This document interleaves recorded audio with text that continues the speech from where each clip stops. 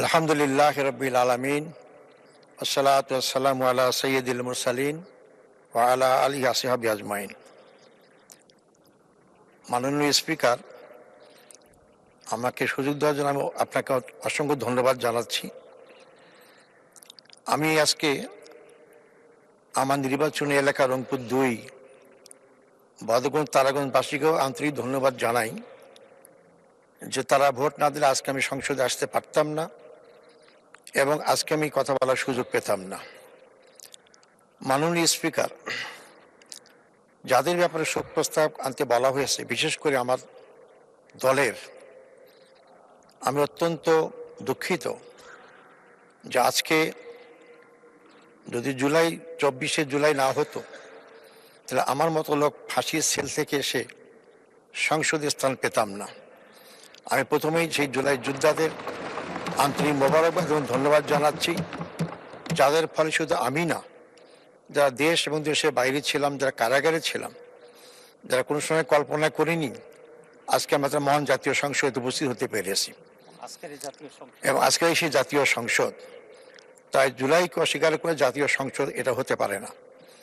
মাননীয় স্পিকার, মরহুমা বেগম খালেদা জিয়া, আমি তাকে দীর্ঘদিন ধরে জানি, তার পাশে কাজ করেছি। আমি যখন ঢাকা মহানগরীতে দায়িত্ব পালন করেছি তখন থেকে আমরা স্বৈরাচারী আন্দোলনে তার পাশে ছিলাম। তাকে অত্যন্ত কাছে থেকে আমরা জানি এবং চিনি।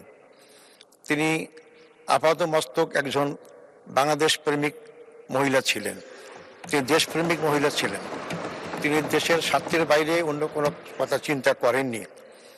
এমনকি তাকে দেশ থেকে বিতাড়িত করার চেষ্টা করা হয়েছে, তিনি আপোষহীন ছিলেন, তিনি দেশ থেকে বিতাড়িত হন নাই। তিনি বলেছেন যে আমার দেশের বাইরে কোনো জায়গায় নেই থাকার, বাংলাদেশই আমার জায়গার স্থান, এবং তাই জীবনের শেষ দিন মুহূর্ত পর্যন্ত তিনি এটাতে অটল এবং অবিচল ছিলেন। মাননীয় স্পিকার, আমাদের যাদের পাশে আমি জেলখানে একসাথে ছিলাম তারা আজকে আমার কাছে নেই, তারা চলে গিয়েছেন, তারা আমার নেতা ছিলেন। তা আমাদের সর্বপ্রথম ছিল আমাদের তৎকালীন বাংলাদেশ জামাত ইসলামের আমির, সফল মন্ত্রী মৌলানা মতিউর রহমান নিজামী। তার সাথে আমার ছাত্র জীবন থেকে পরিচিত। তিনি অত্যন্ত অমায়িক এবং অত্যন্ত যোগ্যতা সম্পন্ন। তিনি অত্যন্ত সফলভাবে তার দুটি মন্ত্রণালয় পরিচালনা করেছেন এবং তার বিরুদ্ধে কেউ একটি রাখার তা আত্মসাতের কোনো অভিযোগ পেশ করতে পারেননি। তিনি আজকে আমাদের কাছ থেকে চলে গেছেন। আমাকে তো মিথ্যা মামলায় সাজানো করে আমাকে ফাঁসি দেওয়া হয়েছিল, ফাঁসির হুকুম করা হয়েছিল, যেটাকে পরে মিসক্যারেজ অফ জাস্টিস বলা হয়েছে। একই কারণেই মৌলানা মতিউর নিজামীকে ফাঁসি দেওয়া হয়েছে।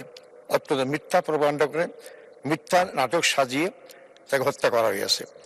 আমি শ্রদ্ধার সাথে স্মরণ করব বাংলাদেশ শুধু না, সারা পৃথিবীর মধ্যে সুপরিচিত আলমী দিন, যাকে কোরআনের পাখি বলা হয়, সেই মৌলানা দেওয়ার হোসেন সাইদি। তাকে হাসপাতালে ভর্তি করে ভুল চিকিৎসা অথবা বিনা চিকিৎসায় তাকে হত্যা করা হয়েছে। আমি তার প্রতি গভীর শ্রদ্ধা পোষণ করি।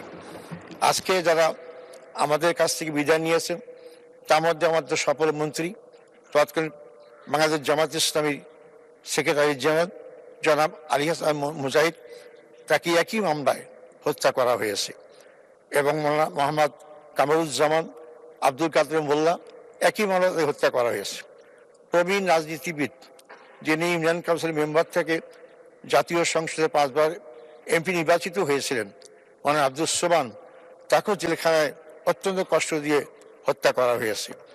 মাননীয় স্পিকার, আমি যারা আরও অনেক নাম আছেন এবং জুলাই যোদ্ধা শহীদ আছেন, আমি তাদের সবাইকে শ্রদ্ধার সাথে স্মরণ করি, তাদের শোক শান্ত পরিবারের প্রতি সমবেদনা জ্ঞাপন করি এবং আল্লাহর কাছে কায়েমত দোয়া করি আল্লাহ তাদের সব নেক আমল কবুল করেন এবং জান্নাতুল উচ্চতম দান করেন, জান্নাতুল ফেরদৌস